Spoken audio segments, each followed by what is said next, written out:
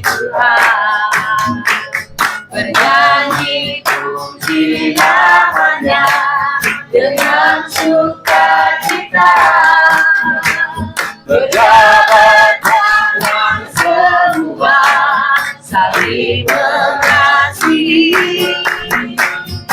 Tuhan Yesus ada di sini. Oh, haleluya, haleluya, haleluya, puji Dia. Oh, haleluya, haleluya,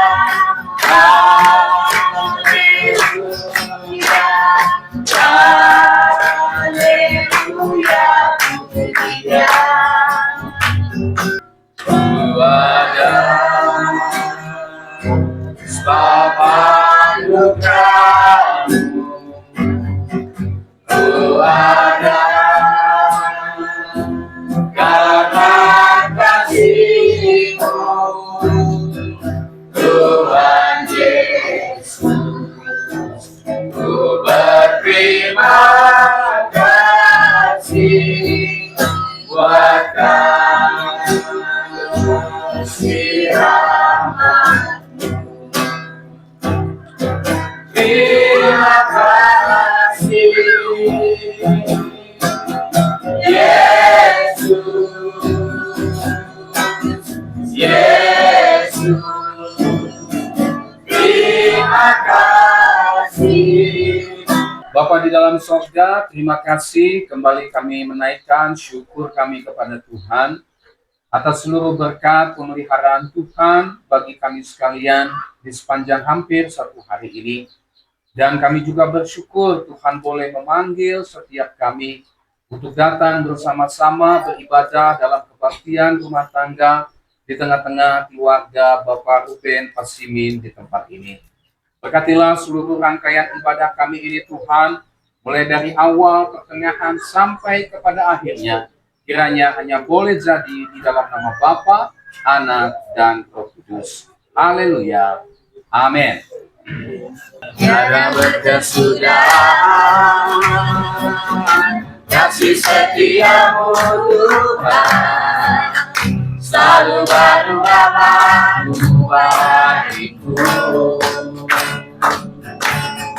Tuhan Yesus baik, sungguh amat baik, untuk selama-lamanya. Tuhan Yesus baik, Tuhan Yesus baik, Tuhan Yesus baik, sungguh amat baik, amat baik, untuk selama-lamanya. Tuhan Yesus baik. Ada satu temanku yang setia, tak pernah Dia tinggalkan diriku. Di waktu aku susah, di waktu kesendirian, Dia selalu menemani diriku. Namanya Yesus, nama Yesus yang menghibur hatiku. Namanya Yesus, namanya Yesus, nama Yesus yang menghibur hatiku. Bersyukur hari ini waktu bersekutu kami ibu Musuhan di Bandia kemarin ibu gereja dibalas lagi dengan tempo hari. Puji nama Tuhan, kita boleh hadir semua karena kebaikan Tuhan, kemurahan Tuhan yang boleh kita rasakan pribadi atas pribadi. Adik saya merayakan meskipun kami tidak hadir, tapi salam hormat dari Manado untuk pendeta Jemaat Gloria Baras. Pada salam dari Manado. Terus mohon didukung terus dalam doa. Jadi mau dikuburkan dengan Bapak Darman. Rasa sih.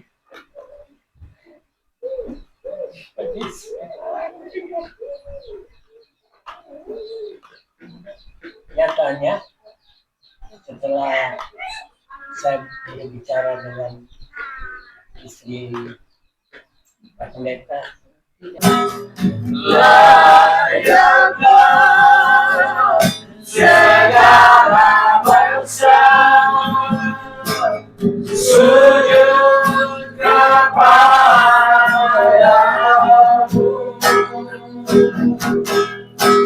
sebab Kaulah Allah yang kudus, layak disembah. Bapa di dalam sorga, inilah seluruh pujian dan penyembahan yang kami naikkan kepadamu di dalam ibadah kami di sore hari ini. Dan kembali kami, itulah Alkitab yang ada di tangan kami masing-masing. Oleh sebab itu, kami sungguh memohon tuntunan dan bimbingan Roh Kudus-Mu bagi kami semua. Sehingga firman Tuhan pada sore hari ini Tuhan dapat memberikan sebuah berkat yang baru dalam seluruh kehidupan kami. Dan kami terus dibangun di dalam iman percaya kami kepada Tuhan. Kami mau mengarahkan hati dan pikiran kami kepada pemberitaan firman Tuhan. Seluruh konsentrasi kami mau arahkan kepada pemberitaan firman Tuhan. Dan kami tidak mau membiarkan seluruh perhatian kami diganggu atau dipengaruhi oleh berbagai macam gangguan yang ada di sekitar kami. Terima kasih Tuhan Yesus yang baik.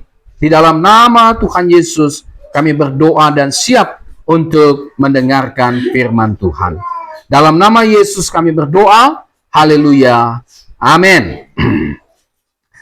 Shalom Bapak Ibu yang dikasihi Tuhan. Apa kabar semuanya?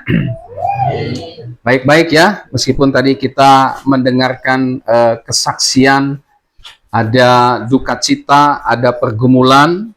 Tetapi sebagai orang percaya kita meyakini bahwa tidak ada masalah di luar seizin Tuhan. Dan setiap masalah, pergumulan, semua dikerjakan Tuhan untuk apa? Mendatangkan kebaikan bagi kita sekalian. Nah Bapak Ibu yang dikasihi Tuhan, hari ini kita kembali akan melanjutkan tema firman Tuhan tentang kehidupan dalam bergereja. GMI mengenal kehidupan bergereja dengan istilah 5 tiang rohani ya. Kemarin kita sudah bahas. Iman, kemudian kasih, iman, persekutuan, kesucian hidup, dan pengorbanan. Minggu yang lalu kita sudah membahas tentang apa itu kasih. Dan hari ini Bapak Ibu kita akan membahas mengenai manifestasi atau wujud daripada kasih itu. Ya, seperti apa kasih itu dinyatakan, seperti apa kasih itu dimanifestasikan, ya. Nah, di dalam Alkitab Bapak Ibu kita bisa menemukan berbagai praktek kasih atau wujud kasih. Pertama, kasih di antara Allah Tritunggal. Ya. Yang kedua, kasih Allah kepada manusia berdosa. Yang ketiga, kasih orang percaya kepada Allah. Yang keempat, kasih orang percaya kepada saudaranya seiman. Yang kelima, kasih orang percaya kepada sesamanya manusia dalam arti yang luas. Dan yang keenam, yang terakhir itulah kasih orang percaya kepada musuh. Ya. Nah, inilah 6 wujud kasih yang dibicarakan di dalam Alkitab. Dan hari ini, ya, kita khusus akan berbicara tentang kasih di antara Allah Tritunggal. Saya mengajak kita dulu membuka 1 Yohanes pasalnya yang keempat, ayat 8 dan ayatnya yang ke-16, Bapak Ibu. Kalau sudah, kita akan baca 2 ayat ini. 1 Yohanes 4, yang pertama ayat 8, yang kedua ayatnya yang ke-16. Mari kita baca 1 Yohanes 4 ayat 8. 1, 2, 3. Barang siapa tidak mengasihi, ia tidak mengenal Allah, sebab Allah adalah kasih. Ayat 16. 2, 3. Kita telah mengenal dan telah percaya akan kasih Allah kepada kita. Allah adalah kasih, dan barang siapa tetap berada di dalam kasih, ia tetap berada di dalam Allah, dan Allah di dalam kasih. Dari 2 ayat ini, Bapak Ibu, kita bisa melihat Allah kita itu seperti apa. 2 kali kalimat, Allah adalah kasih. Ayat 8, ayat 16 menegaskan siapa Allah yang diimani oleh orang Kristen itu. Itulah Allah kita adalah Allah yang kasih. Nah, Bapak Ibu yang Tuhan Yesus Kristus kasih, sebelum kita melihat dulu bagaimana kasih Allah dinyatakan di antara Allah Tritunggal, ya, saya ingin menjelaskan sedikit dulu apa itu Allah Tritunggal. Bapak Ibu yang Tuhan Yesus Kristus kasihi, Allah yang kita imani sebagai orang Kristen adalah Allah Tritunggal. Ya, Allah Tritunggal. Kita tidak percaya, kita tidak mengimani kepada banyak Allah. Ya, kita tidak percaya banyak Allah. Dalam istilah kerennya itu sebutannya politeisme. Apa itu politeisme? Dari kata Yunani poli artinya banyak, theos artinya Allah, isme yang artinya keyakinan, kepercayaan. Kita mengimani Allah yang Tritunggal, tetapi bukan berarti kita percaya banyak Allah. Ya, kalau dulu kita punya kepercayaan, kita percaya banyak Allah. Ya, ada Allah yang bisa memberikan rezeki, ada Allah yang bisa memberikan kesehatan, ada Allah yang bisa memberikan kesuburan bagi kebun pertanian kita. Ada Allah khusus yang bisa memberikan kesehatan. Ada Allah yang khusus bisa memberikan misalnya kekayaan dan seterusnya. Sehingga kita harus banyak bawa persembahan. Kalau kita ingin kaya, kita cari Allah yang bisa memberikan kekayaan. Kalau kita sakit, kita cari Allah yang bisa memberikan kesembuhan. Kalau sedang kekeringan, kita cari Allah yang bisa memberikan kesuburan. Ini kepercayaan kepada banyak Allah. Ya. Nah, iman Kristen tidak mempercayai banyak Allah yang disebut dengan politeisme itu tadi. Yang kedua, kita juga tidak percaya kepada Allah yang Esa. Esa artinya apa? Satu, ya. Kita tidak percaya kepada Allah yang Esa atau yang satu, artinya atau dalam pengertian Allah yang mutlak satu. Satu gini loh. Satu, ya, pribadinya satu. Ya.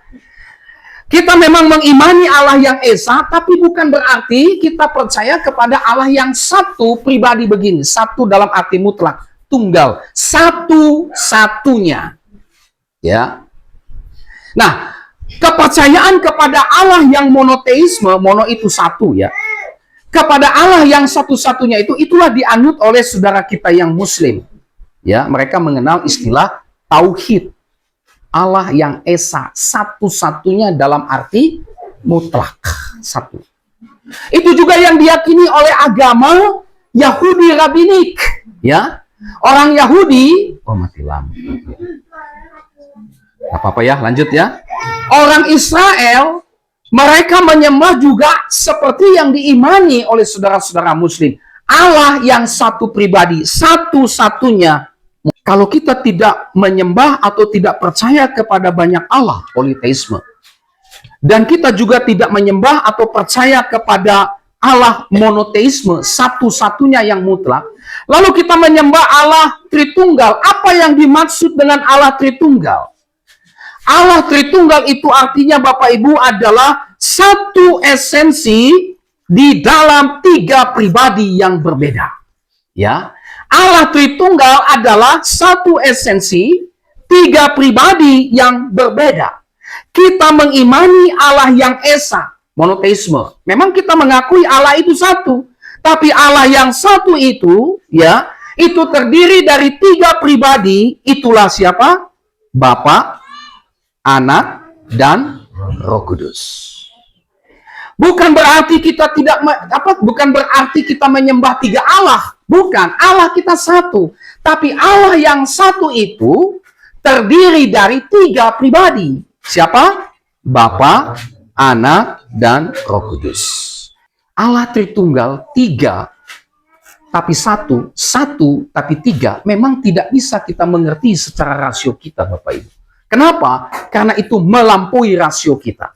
Tetapi bukan berarti kita tidak mengetahui Allah Tritunggal. Kita tahu Allah Tritunggal sesuai atau bisa diterima dengan akal kita sejauh dari apa yang dinyatakan di dalam Alkitab.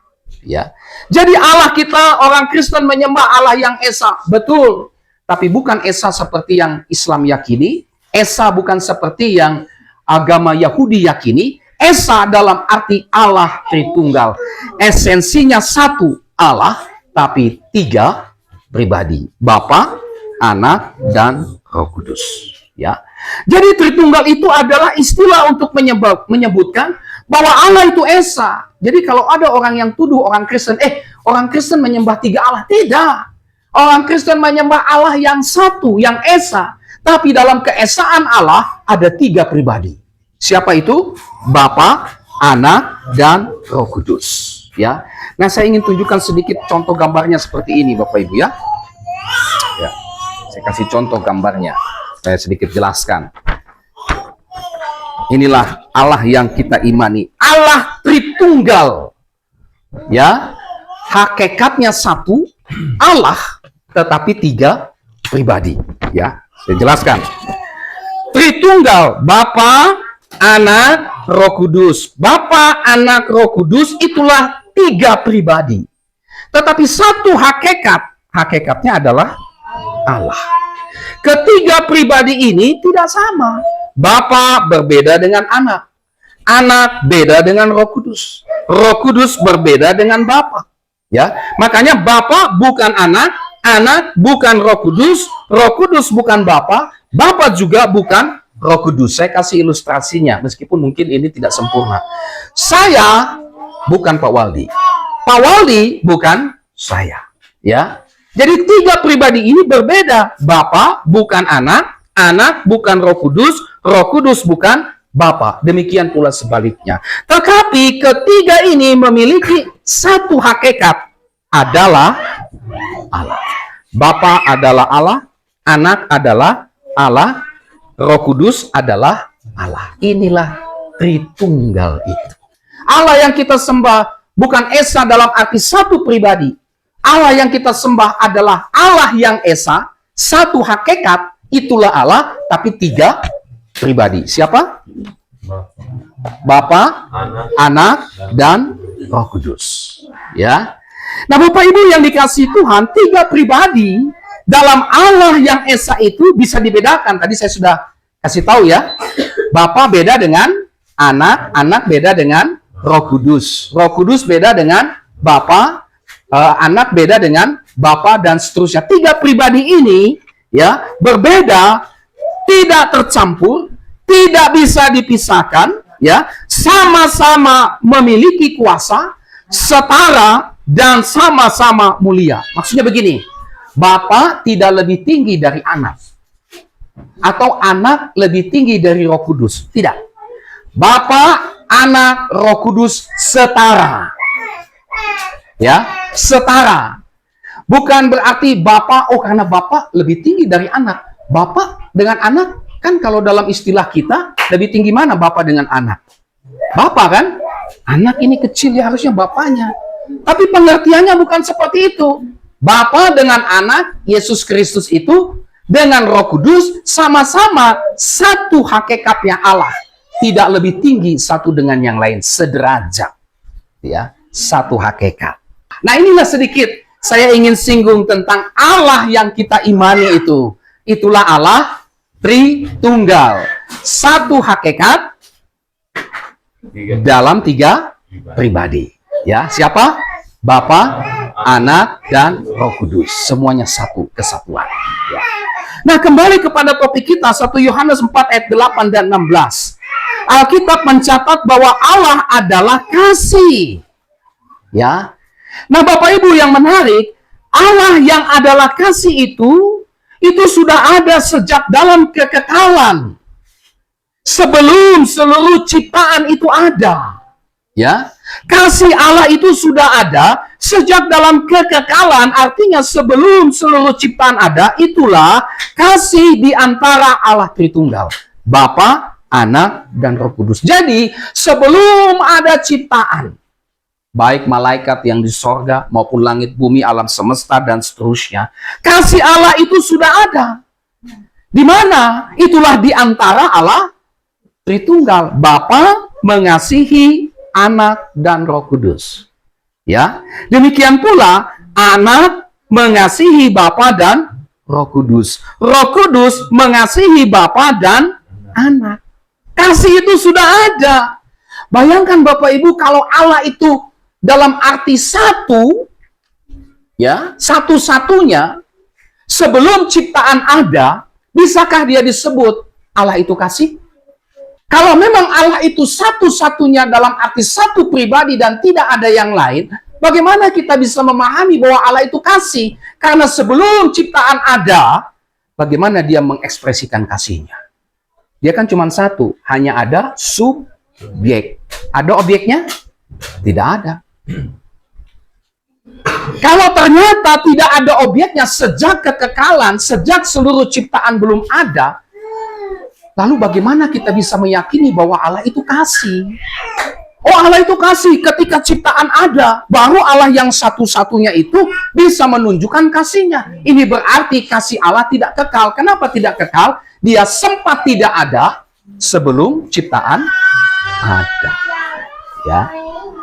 Nah, Bapak Ibu yang Tuhan Yesus Kristus kasihi, menarik sekali bahwa relasi di antara ketiga pribadi Allah Tritunggal ini, ya, ini dilandasi, apa ini suara tambahan ya?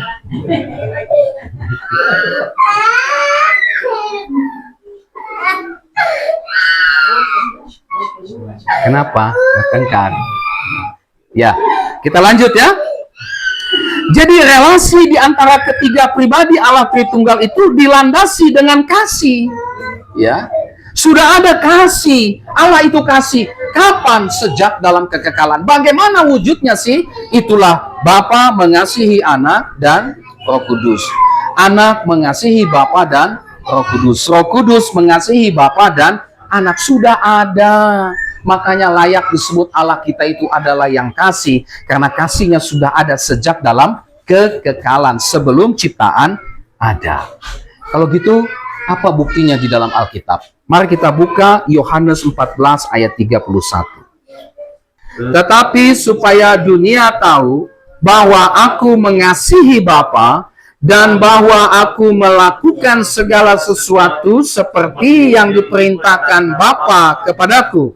Bangunlah, marilah kita pergi dari sini. Garis bawahi kalimat aku mengasihi Bapa. Siapa aku yang dimaksud di situ? Yesus, pribadi kedua Tritunggal, ya, Anak, itulah Yesus. Yohanes 15 ayat 9. Seperti Bapa telah mengasihi aku, demikianlah juga aku telah mengasihi kamu, tinggallah di dalam kasihku itu. Kalimat mana yang menunjukkan kasih di antara Allah Tritunggal? Bapa telah mengasihi aku. Bapa telah mengasihi aku. Kasih di antara Allah Tritunggal. Yang berikut, Yohanes 17 ayat 23. Aku di dalam mereka dan engkau di dalam aku, supaya mereka sempurna menjadi satu, agar dunia tahu bahwa engkau yang telah mengutus aku, dan bahwa engkau mengasihi mereka sama seperti engkau mengasihi aku. Di mana kasih Allah Tritunggal itu ditunjukkan dalam kalimat apa? Kalimat yang mana? Engkau mengasihi aku. Siapa engkau yang dimaksud di situ? Hah? Bapa. Ya, Bapa mengasihi Yesus. Yang terakhir, Matius 3 ayat 17. Lalu terdengarlah suara dari sorga yang mengatakan, inilah anakku yang kukasihi, kepadanya lah aku berkenan. Di mana dalam kalimat itu yang menunjukkan kasih di antara Allah Tritunggal? Inilah anakku yang kukasihi. Siapa yang bicara itu? Bapa di sorga. Ya. Nah, Bapak Ibu, meskipun tidak ada ayat-ayat Alkitab yang menunjukkan secara lengkap kasih di antara ketiga pribadi Allah Tritunggal, ya, Alkitab tidak mencatat bagaimana Bapa mengasihi Roh Kudus atau Anak mengasihi Roh Kudus. Tetapi bukan berarti tidak ada relasi kasih antara Bapa, Anak, dan Roh Kudus. Ya, 4 ayat firman Tuhan itu tadi menunjukkan secara jelas kepada kita bahwa dalam pribadi Allah Tritunggal itu, Bapa, Anak, dan Roh Kudus, ada relasi kasih. Ya, jadi Allah itu kasih. Allah yang diimani orang Kristen itu adalah kasih. Bukan ketika seluruh ciptaan ada, atau bukan ketika manusia sudah diciptakan, maka Allah disebut kasih. Bukan, tetapi sejak dalam kekekalan.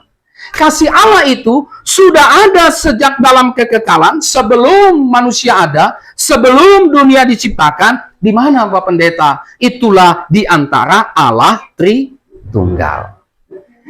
Allah itu kasih. Kapan? Kasih Allah itu sudah ada. Kapan? Sejak dalam kekekalan, sebelum segala ciptaan ada, bukan setelah segala ciptaan ada. Nah, Bapak Ibu yang Tuhan Yesus Kristus kasihi, inilah yang kita bisa lihat dari salah satu wujud kasih yang dinyatakan di dalam Alkitab, di mana kita bisa melihat kasih pertama kali. Kasih pertama kali itu dinyatakan oleh Alkitab ada di antara Allah Tritunggal sebelum ciptaan ada. Sebelum Bapak Ibu Saudara ada, sudah ada kasih Allah itu. Itulah di antara pribadi Tritunggal, Bapa, Anak, dan Roh Kudus. Kalau begitu, apa aplikasinya bagi kita? Apa pelajaran yang kita bisa petik, yang kita bisa ambil dari kasih di antara Allah Tritunggal itu? Pelajaran yang kita bisa ambil dari bagian firman Tuhan ini adalah Allah yang kita imani itu kasih adanya. Bapa, Anak, Roh Kudus saling mengasihi. Kalau Allah yang kita imani, Bapa, Anak, dan Roh Kudus itu saling mengasihi, maka kita yang percaya kepadanya mencontoh, meneladani kasih di antara Allah Tritunggal. Dengan cara apa? Hidup di dalam kasih. Ya. Nah, saya ingin mengajak kita melihat lagi Yohanes 15 ayat 9. Seperti Bapa telah mengasihi aku, demikianlah juga aku telah mengasihi kamu. Tinggallah di dalam kasihku itu. Ya. Ada sebuah garis yang sambung menyambung. Seperti Bapa mengasihi Anak, demikian pula Anak mengasihi kita. Hendaklah kalian juga tinggal di dalam kasihku. Artinya, seperti Bapa sudah mengasihi Anak, Anak mengasihi kita, maka kita juga harus saling mengasihi. Makanya orang Kristen dikenal dengan agama kasih. Amin. Nah, kasih bukan bicara setelah ada ciptaan, Tapi kasih itu sudah ada sejak dalam kekekalan, sebelum dunia ada, sebelum ciptaan ada. Di mana kasih itu? Di antara Allah Tritunggal, Bapa, Anak, dan Roh Kudus. Dan ini jadi contoh, jadi teladan bagi kita Bapak Ibu. Makanya kita orang Kristen dipanggil untuk hidup saling mengasihi. Di mana contohnya? Itulah contoh kasih di antara Allah Tritunggal, Bapa, Anak, dan Roh Kudus. Nah, menutup pelajaran atau renungan firman Tuhan hari ini, saya mengajak kita untuk menghafal 1 Yohanes 4 ayat 8. Gak apa-apa ya, jangan hanya sekolah minggu saja dikasih ayat hafalan. Ya. Yang tua-tua juga, kita juga yang dewasa juga menghafal. Ya, 1 Yohanes 4 ayat 8. Kita hafal sama-sama. Anak sekolah minggu juga ikut hafal. Minggu depan kita akan sama-sama ingatkan lagi ya. 1 Yohanes 4 ayat 8 kita baca dulu sama-sama. 1, 2, 3. Barang siapa tidak mengasihi, ia tidak mengenal Allah, sebab Allah adalah kasih. Kita mulai dari kepalanya. 1 Yohanes 4 ayat 8 lalu ayatnya ya. 1, 2, 3. 1 Yohanes sama-sama. 1, 2, 3. 1 Yohanes 4 ayat 8. Barang siapa tidak mengasihi, ia tidak mengenal Allah, sebab Allah adalah kasih. Sudah bisa dihafal? Satu kesempatan lagi baca. 1, 2, 3. 1 Yohanes 4 ayat 8. Barang siapa tidak mengasihi, ia tidak mengenal Allah, sebab Allah adalah kasih. Tutup. Nggak ada yang ngintip-ngintip lagi ya. Tuh. Ya. Sudah kakek, tutup kakek. Ya, 1, 2, 3. 1 Yohanes 4 ayat 8. Barang siapa tidak mengasihi, ia tidak mengenal Allah, sebab Allah adalah kasih. Besok dites ya. Jangan minggu depan bukan besok. Tapi jangan sampai aduh KRT besok dites apa ayat hafalan, gak usah datang lah. Oh jangan ya, tetap datang. Mari kita berdoa. Terima kasih Tuhan Yesus untuk renungan hari ini di mana kami belajar tentang kasih. Kami belajar pelajaran yang pertama dari firman Tuhan. Kasih yang sudah pertama kali dinyatakan sejak kekekalan. Itulah di dalam ketiga pribadi Tritunggal, Bapa, Anak, dan Roh Kudus. Kiranya apa yang sudah kami pelajari ini Tuhan, bahwa Allah yang kami imani adalah Allah yang penuh kasih. Maka sudah seharusnya lah kami meneladani Allah yang kami imani, di mana kami hidup saling mengasihi. Kami memang tidak mampu sebagai manusia, tetapi kami percaya Allah pasti memampukan kami untuk kami hidup dan tinggal di dalam kasih Allah. Firman Tuhan yang sudah kami hafal, biarlah itu tinggal dalam pikiran kami dan menjadi berkat bagi kami semua. Dalam nama Tuhan Yesus kami berdoa. Haleluya. Amin.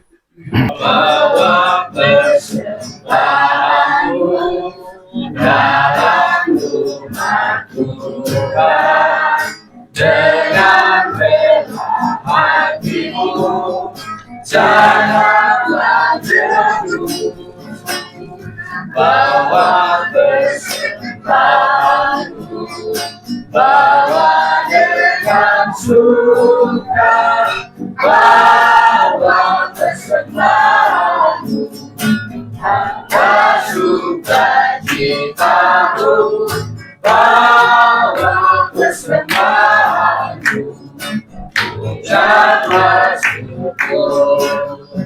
Bapa di sorga, kami mengucap syukur oleh karena Engkau Allah yang penuh kasih itu tetap terus mengasihi kami di dalam keberdosaan kami, terbukti sampai dengan saat ini. Kami terus mengalami kasih karunia Allah hari lepas hari di dalam kehidupan kami. Saat ini Tuhan, kami bersyukur firman Tuhan boleh kembali mengajarkan kami untuk kami tetap terus hidup di dalam kasih Kristus. Tuhan menolong supaya kami semua tetap terus mengalami kasih Kristus dan dapat terus mewujudkan kasih itu dalam kehidupan kami hari lepas hari. Terima kasih Tuhan Yesus. Saat ini kami mau menaikkan syafaat kami bagi keluarga kekasih kami di tempat ini. Keluarga Bapak Mama Glenn, kami bersyukur di mana Tuhan terus menjadi nahkoda di dalam kehidupan rumah tangga ini. Kami bersyukur kami boleh mendapatkan keluarga ini dalam kekuatan yang daripada Tuhan, dalam sukacita yang daripada Tuhan. Dan kami berdoa, Tuhan kiranya terus hadir di dalam kehidupan rumah tangga di tempat ini. Tuhan yang wajahmu dan berseru, pertolongan datang darimu. Peganglah tanganku, jangan lepaskan. Bawalah aku dalam hidupku. Rahmat dan pengasihan dari Allah Bapa kita, kasih karunia dari Tuhan kita Yesus Kristus, serta penyertaan bersama dengan Roh Kudus menyertai kita mulai hari ini kekal selama-lamanya. Amin. Tuhan memberkati. Itu saya Pak.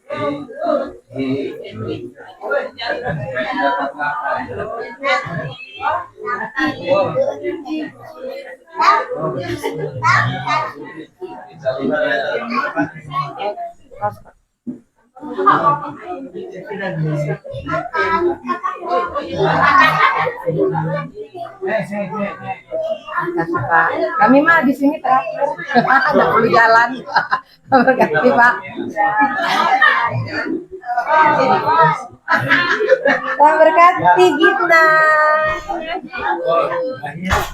Memberkati kakek, memberkati Pak, memberkati Pak. Kami di sini aja standby, memberkati, memberkati,